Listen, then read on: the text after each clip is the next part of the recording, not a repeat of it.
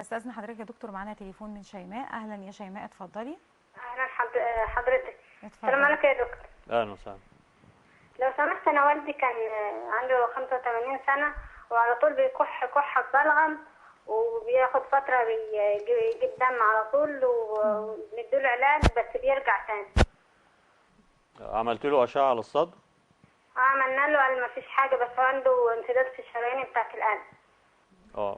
يعني كويس الحمد لله ان ما فيش فيه يعني اورام ولا شيء.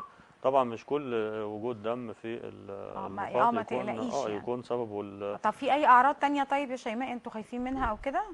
بيكح على طول، البلغم ما بيتقطعش خالص. يعني هي طبعا طب تابعينا الدكتور هيفيدك يا شيماء، والف يستحسن سلامه على والدك. انها تستشير دكتور امراض صدريه، والبلغم اللي هو فيه دم ده بيتم تحليله عشان اذا كان في اي خلايا سرطانيه او كده اذا نعمل هم محتاجين ان البلغم ده او يتحلل المخاط ده برضه، يتم تحليله عشان يتاكدوا. ونتابع طبعا مع دكتور متخصص في الامراض الصدريه، لان ممكن الكحه تكون سببها مشكله مزمنه على طول، مشكله مزمنه في الرئه، وخاصه ان هو هل ممكن تكون من حساسيه بعض الناس عندهم يا دكتور، بالذات كبار السن، اللي هي الكحه المزمنه، بيبقى بيكح وتمسكوا الكحه بالشهر والاثنين، ولازم ياخد نوع معين من انواع الحقن عشان تحد من هذا النوع من الحساسيه؟ فهنا بتكون الحساسيه ايه يعني، او سببها ايه، او حل المشكله دي ايه؟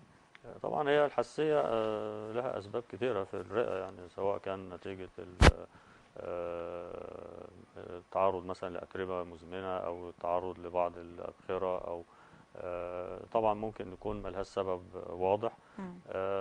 ودي طبعا مشكلة بيعالجها الدكتور المتخصص في الأمراض الصدرية. تمام. قبل ما توصل لمرحلة متأخرة تبدأ تأثر على كفاءة الرئة أو تأثر على القلب أو ما إلى ذلك، فربما ولكن ده نوع ليس من لها أنواع ارتباط الحساسية. بالسرطان، يعني ليس لها ارتباط بالسرطان. تمام يا دكتور.